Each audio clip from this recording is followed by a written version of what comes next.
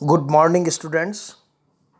आज हम चर्चा करेंगे बीकॉम पार्ट थर्ड ईयर के अंतर्गत EAFM सेकंड में प्रतिधारित अर्जनों अथवा आंतरिक क्षमता की लागत। मेरे पिछले व्याख्यान में मैंने आपको बताया था पूंजी लागत के अंतर्गत समता अंश की लागत के बारे में आपको विस्तार से जानकारी दी थी। आज हम चर्चा करेंगे प्रतिधारित अर्जनों अथवा आंतरिक समता की लागत। इससे पहले कि प्रतिधारित अर्जनों अथवा आंतरिक समता की लागत के बारे में हम चर्चा करें, हमें यह जानना होगा कि आखिर प्रतिधारित अर्जनें होती क्या है। देखिए, सामान्यतः प्रत्येक कंपनी अपने समस्त कर रहित लाभों का एक हिस्सा ही अंशधारियों में लाभांश के रूप में वितरित करती है तथा शेष राशि व्यवसाय में रोक लेती है। इस प्रकार वर्ष प्रतिवर्ष कंपनी इस आंतरिक साधन द्वारा वित्त पूर्ति के लिए पर्याप्त कोषों का निर्माण कर लेती है, किंतु इस प्रकार कोषों के लिए कंपनी को कोई लागत नहीं चुकानी पड़ती तथा न किसी प्रकार का कोई व्यय करना पड़ता है। इसलिए इसे लागत रहित पूंजी मानते हैं, किंतु यह सत्य नहीं है। यद्यपि इसकी कोई स्पष्ट लागत नहीं होती, किंतु इस पूंजी की अवसर लागत यानी कि अपॉर्चुनिटी कॉस्ट होती है। प्रतिधारित अर्जनों की अवसर लागत अंशधारी द्वारा त्याग किया हुआ लाभांश है। यह वंचित अथवा त्यागी गई आय ही प्रतिधारित अर्जनों की लागत है, जिसकी अंशधारी कंपनी से अपेक्षा करता है, किंतु इसमें कुछ समायोजन हमें करने होते हैं, जैसे कि आयकर के लिए समायोजन।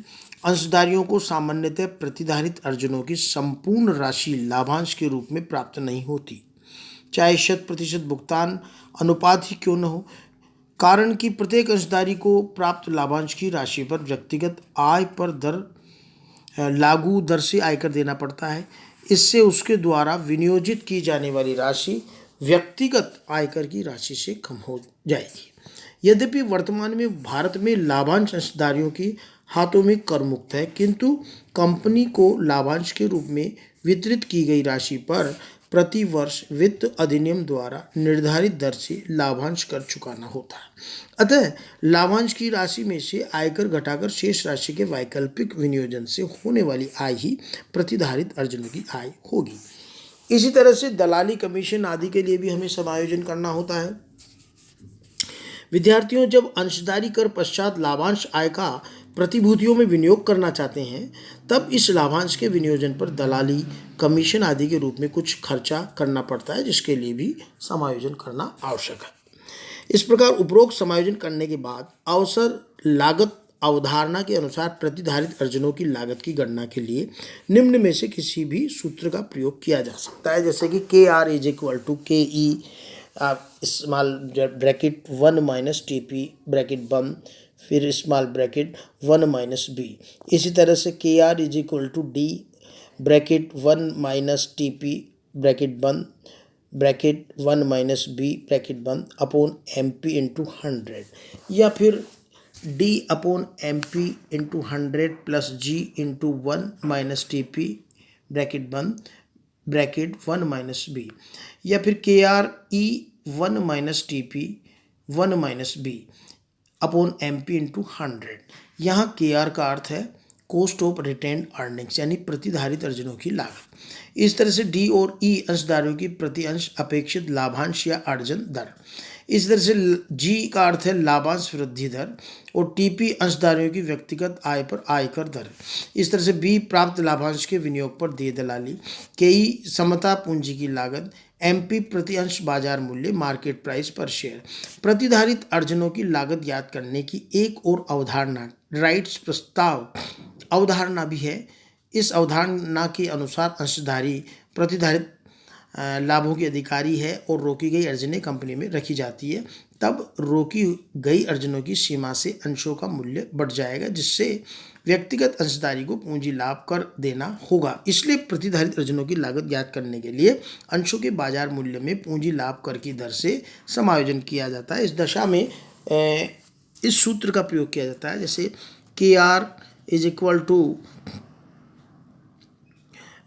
D ब्रैकेट 1 - TP ब्रैकेट बंद 1 - B अपॉन MP 1 - TC × 100। इसी तरह से या फिर KR=D/MP bracket 1 minus TC bracket बंद into 100 plus G into 1 minus TP फिर 1 माइनस B। इस तरह से KR=E 1 माइनस TP ब्रैकेट बंद bracket 1 minus B/MP bracket 1 minus TC bracket बंद इंटू 100। इस तरह से TC capital gain tax rate. ठीक है, तो इस तरह से ये सूत्र है। अब हम चर्चा करते हैं औसत लागत के अनुसार जो है एक उदाहरण के रूप में हम स्पष्ट कर सकते हैं इसे।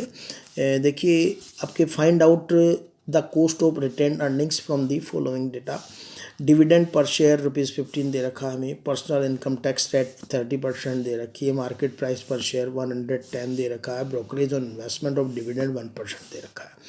इसके अंतर्गत KR हमने फॉर्मूला लिखा और D bracket 1 minus TP 1 minus B/MP 100। तो यहाँ D जो आपका डिविडेंड है वो 15 रुपये, तो हमने पुटअप की वैल्यू 1 माइनस 0.30 यानी कि जो TP है आपका वो इनकम टैक्स की जो रेट है वो 0.30 हमने इसमें लिखी। फिर ब्रैकेट 1 माइनस 0.01 ये आपका B है, और इसी तरह से ₹110 ये आपकी MP है। इंटू 100 का हम किया तो हमारे पास जो कॉस्ट आई आपकी वो 9.45% आई।